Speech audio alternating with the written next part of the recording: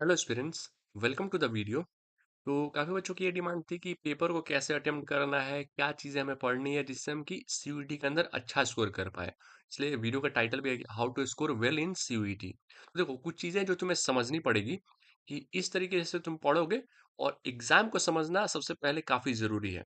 Exam कैसे होता है, क्या पैटर्न एग्जाम का, क्या क्या पूछा जाता है, वो हमने डिस्कस कर लिया। फिर भी एक ओवरव्यू हम लोग देखेंगे इस वीडियो में, और क्या तुम्हें पढ़ना है, क्या तुम्हें नहीं पढ़ना है, और किस तरीके से पेपर को स्ट्रेटजीज के साथ अटेम्प्ट करना है। इससे हम लोग सीखेंगे कि कैसे हम सीयूटी के पेपर में एक अच्छा स्कोर कर सकते हैं। ठीक है, चलिए शुरू करते हैं। ज़्यादा कुछ इसमें है नहीं, बहुत छोटा ये वीडियो रहने वाला है।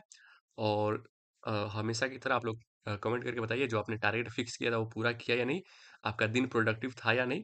मैं अपने बारे में बताऊँ तो आज मेरी तबीयत थोड़ी ठीक नहीं थी। I was I went to college and उसके बाद ज़्यादा कुछ आज आज के दिन हुआ नहीं। जो मेरी पढ़ाई थी वो मैंने की। एंड एक दो जगह अप्लाई किया, जो मेरे जॉब का पार्ट है वो किया। तो मिनी इसको आप सेमी प्रोडक्टिव कह सकते हैं इस दिन को। ठीक है, तो मेरे लिए खैर ओवरऑल अच्छा था। ठीक है, तो आप लोग कमेंट करके बताइए कि आपके लिए कैसा था, आपने जो टारगेट फिक्स किए थे वो पूरे किया या नहीं, या फिर हमेशा की तरह टारगेट फिक्स किया और स्टार्ट ही नहीं किया। ठीक है, चलिए शुरू करते हैं इसको कि कैसे हम सीयूईटी के पेपर में एक अच्छा स्कोर कर सकते हैं।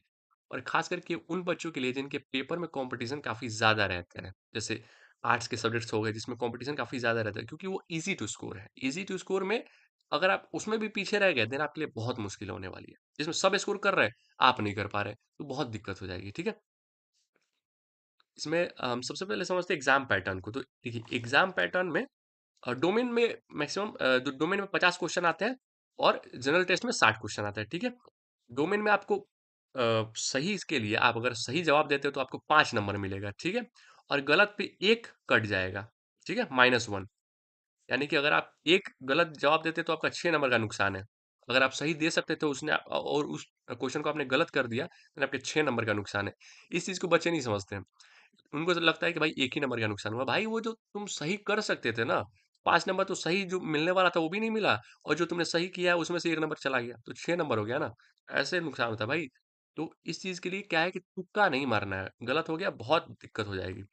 सिलेबस क्या होता है? NCERT based class 12। इसमें क्लास 11th इंक्लूड नहीं होता है।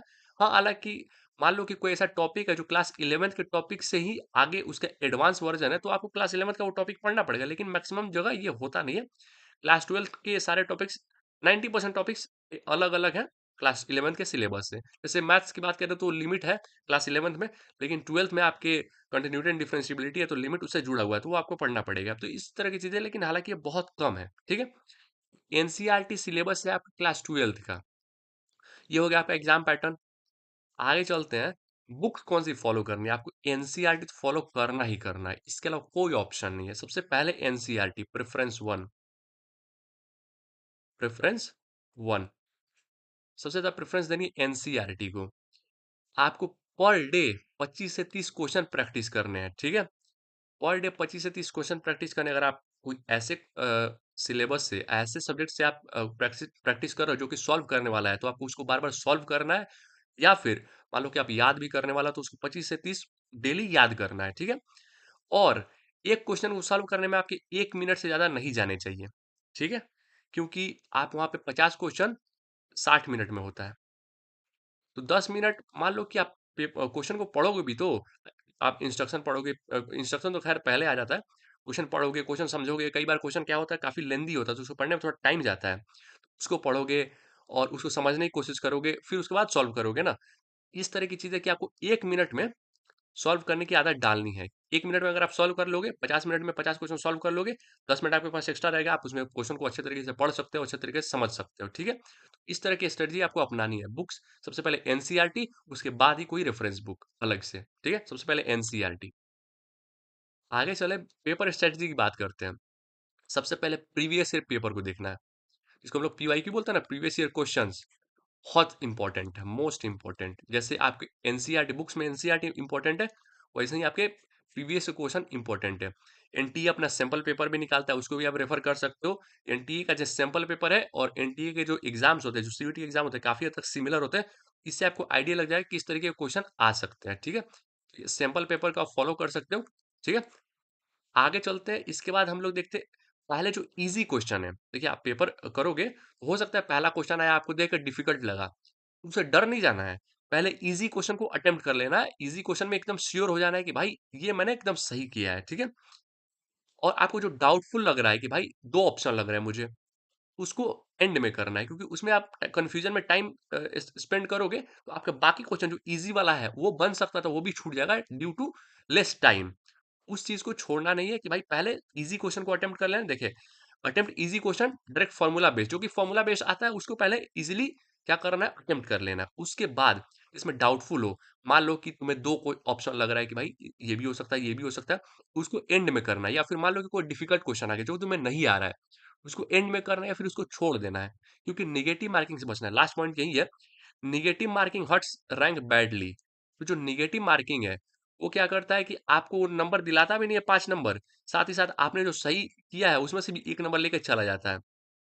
तो तुक्के मारोगे तो आपका बहुत ज्यादा नुकसान है। ऐसा लोगों को लगता है कि भाई तुक्के मारेंगे तो चलो 4 तुक्के मार दिए और 5 तुक्के मार दिए और 5 गलत हो गया, एक सही हो गया तो भी 0 हो जाता है। नहीं भाई, 5 अगर तुक आप मान लीजिए 6 क्वेश्चन में तुक्के मारते हो, 5 गलत हो गया, 1 सही हो गया, यहाँ से गए आपके -5, यहाँ से आ गया +5, हो गया overall 0। 1 minute, just a minute, हो गया आपके ओवरऑल 0। अब बताओ, ये 6 क्वेश्चन सॉल्व करके तुमने गेन क्या किया? कुछ गेन नहीं किया। क्या किया? 0 मार्क्स गेन किया। यहाँ पे अगर 6 में से तुम 2 ही क्वेश्चन करते, बाकी 4 छोड़ देते, तो क्या होता तुम्हारा? 10 नंबर आता।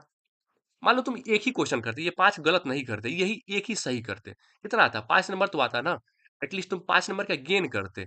यहाँ पे क्या हो गया? 0 नंबर का गेन है तुम्हारा, कुछ गेन नहीं है। 6 क्वेश्चन भी चले गए, कुछ मिला भी नहीं मार्क्स के नाम पे। तो जो आ रहा है उसी को अटेम्प्ट करना है, जो नहीं आ रहा है उसको तुक्का नहीं मारना है। तुक्का मारोगे तुम्हारा कुछ गेन नहीं होगा, ठीक है? आगे चलते हैं, लास्ट पॉइंट है मॉक टेस्ट। मॉक टेस्ट काफी इंपॉर्टेंट है और मॉक टेस्ट सिर्फ देना नहीं है, विथ एनालिसिस। जो मैंने गलती की थी अपने जेई प्रिपरेशन में, मैं मॉक टेस्ट देता था लेकिन उसका एनालिसिस नहीं करता था। मॉक टेस्ट विथ एनालिसिस काफी इंपॉर्टेंट है। अगर आप एनालाइज नहीं करोगे कि मेरा वीक पॉइंट क्या है, वीक पॉइंट कि भाई मुझे कौन सा चैप्टर कौन सा टॉपिक नहीं आ रहा है, तो आप समझ नहीं पाओगे कि मुझे क्या पढ़ना है। मान लो कि आप मैट्रिक्स डिटरमिनेंट में काफी एक्सपर्ट हो, आप वहां के सारे क्वेश्चन कर देते हो, लेकिन आप डिफरेंशियल इक्वेशन में फंस जाते हो। तो आपको समझना पड़ेगा ना कि भाई मुझे ज्यादा टाइम डिफरेंशियल इक्वेशन को देने की जरूरत है, ना कि मैट्रिक्स डिटरमिनेंट को। उसके क्वेश्चन मैं कर लेता हूँ, लेकिन डिफरेंशियल इक्वेशन क्वेश्चन में नहीं कर पाता हूँ, तो टाइम उसको देना है। एनालिसिस करना काफी जरूरी है। कई बार क्या होता है कि बच्चों के कम मार्क्स आते हैं, लेस मार्क्स, तो निराश हो जाते हैं और एक और मॉक टेस्ट दे देते हैं, उसमें अच्छा मार्क्स आ गया तो गेन हो गया, तो उसके बाद क्या करते हैं, अच्छा फील करते हैं। भाई उसको एनालिसिस करना कि अच्छा आया तो क्यों आया, खराब आया तो क्यों आया, और जो नंबर कटे आपके वो कहाँ कटे। तो मॉक टेस्ट आपको जरूर देना है विथ एनालिसिस। उसके बाद क्या करना है कि मान लीजिए कि एक चैप्टर आपका खत्म हुआ, मान लीजिए कि मैं आपको बता रहा हूँ relation and function, relation and function खत्म हुआ, चैप्टर वाइज मॉक टेस्ट दे दीजिए। कई ऐसे प्लेटफॉर्म है जहाँ पे मॉक टेस्ट अवेलेबल है, चैप्टर वाइज मॉक टेस्ट आप दे दीजिए। उस चैप्टर में आपका वीक पॉइंट क्या है, मान लीजिए कि डोमेन निकालने आपको नहीं आ रहा है, रेंज निकालने नहीं आ रहा है, आप किसी फंक्शन को पहचान नहीं पा रहे हो कि वो किस टाइप का फंक्शन है, आप टाइप ऑफ रिलेशन नहीं पहचान पा रहे हो कि वो रिलेशन रिफ्लेक्सिव है, सिमेट्रिक है या फिर ट्रांजिटिव है या फिर क्या है, वो पहचान नहीं पा रहे हो। क्या आपका वीक पॉइंट है, उस पे काम करो, उसको मजबूत करो। उसके बाद चैप्टर वाइज मॉक टेस्ट देने के बाद आप क्या करो, फुल लेंथ मॉक टेस्ट दो कि मैथमेटिक्स का पूरा मतलब पूरे सिलेबस का मॉक टेस्ट, क्लास 12 के पूरे सिलेबस का मॉक टेस्ट, ठीक है? या फिर फिजिक्स का पूरा सिलेबस का मॉक टेस्ट, पहले चैप्टर वाइज फिर फुल लेंथ। और जब आपके पास टाइम है, 2 मॉक टेस्ट पर वीक दो। 2 दिन फिक्स कर लो, मान लो संडे या फिर संडे वेडनेसडे या फिर मंडे ट्यूसडे, जो भी आप कंफर्टेबल हो वो फिक्स कर लो कि 2 दिन मुझे मॉक टेस्ट देना ही है। साथ ही साथ जितने देर का आपका पेपर होता है, जैसे 1 घंटे का पेपर होता है, 1 घंटे फिक्स कर लो। 1 घंटे मॉक टेस्ट देना है और उसको एनालाइज़ भी करना है। उसके बाद जब आपके पास दिन कम बचेगा, जब आपका सिलेबस अच्छे से कंप्लीट हो जाएगा, आपने रिवीजन कर लिया होगा, तो उसके बाद क्या करो, फुल लेंथ मॉक टेस्ट दो। यानी कि फुल लेंथ मॉक टेस्ट यानी कि पूरे चैप्टर का, जैसे कि सिलेबस आपका कंप्लीट हो गया मैथमेटिक्स का, पूरे मैथ्स का आप फुल लेंथ मॉक टेस्ट दो ऑल्टरनेट डे पे। यानी कि आज दिया, फिर कल गैप करके फिर परसों देना है, फिर उसके अगले दिन गैप करके अगले दिन देना है। ऑल्टरनेट डे में मॉक मॉक टेस्ट आप देते रहो, साथ ही साथ एनालाइज भी करते रहो, क्योंकि आपके पास टाइम काफी कम बचा है। ठीक है, लास्ट की बात मैं कर रहा हूँ, अप्रैल मिड अप्रैल की बात मैं कर रहा हूँ। इसके बाद आप मॉक टेस्ट देना शुरू कर दो, क्योंकि तब तक आपका सिलेबस कंप्लीट कंप्लीट हो जाएगा और रिवीजन आप कर लोगे। और रिवीजन का इंपॉर्टेंस मैं आपको बता दूं कि रिवीजन का इतना इंपॉर्टेंस है, नोट्स का इतना इंपॉर्टेंस जितना किसी चीज का नहीं है। Revision and practice plus PYQ, यही आपको किसी अच्छी सेंट्रल यूनिवर्सिटी में पहुंचा सकता है। एक बार आपने सिलेबस कंप्लीट कर लिया, revision, again revision, again revision, जब तक आप श्योर नहीं हो जाते रिवीजन करते रहिए, प्रैक्टिस करते रहिए एंड पीवाईक्यू लगाते रहिए। जब आप ये तीनों चीज कर लोगे, ये मॉक टेस्ट में नंबर आएगा ही आएगा, बिल्कुल आएगा। कैसे नहीं आएगा भाई, ये यही चीजें तो आती है ना इसमें। मॉक टेस्ट में नंबर कैसे नहीं आएगा? मॉक टेस्ट में नंबर आएगा, आपका कॉन्फिडेंस बढ़ेगा। और मॉक टेस्ट क्या करते हैं हम लोग, क्या बोलते हैं, एक चीज बोलते हैं हम लोग कि treat your mock test as your exam. तो अपने मॉक टेस्ट को अपने एग्जाम की तरह ट्रीट करो, और treat your exam as your last mock test. और जो तुम्हारा फाइनल एग्जाम है उसको लास्ट मॉक टेस्ट की तरह ट्रीट करो कि भाई ये क्या है एग्जाम में, जैसे मॉक टेस्ट देते हैं वही है। तो एकदम मॉक टेस्ट की तरह उसको ट्रीट करो, भाई ये लास्ट मॉक टेस्ट है, इसके बाद कुछ नहीं है। और जो मॉक टेस्ट है उसको इतना सीरियसली दो कि वो उसको एग्जाम की तरह ट्रीट करो। Treat mock test as your exam and treat your exam as your last mock test. इस तरह की चीजें करनी है कि भाई एकदम सीरियस होकर देना है, सीरियस होकर एग्जाम देना है, सीरियस होकर एनालाइज करना है, और क्या गलती है उसको इम्प्रूव करना है। एनालाइज नहीं करोगे, इम्प्रूव नहीं करोगे, फिर वो कभी ज्यादा आएगा कभी कम आएगा, उससे कोई फायदा होने वाला नहीं है। ठीक है, तो ये कुछ चीजें थी जो आपको समझनी है इसको अच्छा स्कोर करने के लिए। और इन चीजों को अगर आप मास्टर कर लेते हो देन डेफिनेटली आप अच्छा स्कोर करोगे ही करोगे, क्योंकि इससे बाहर कुछ चीजें आती नहीं है। Revision, mock test, practice, PYQ, यही चीजें हैं किसी भी एग्जाम को क्रैक करने के लिए। ठीक है, तो ये था एक ओवरव्यू कैसे आप इसमें अच्छा स्कोर कर सकते हो। तो चलिए फिर मिलते हैं किसी नए वीडियो में, तब तक के लिए थैंक यू।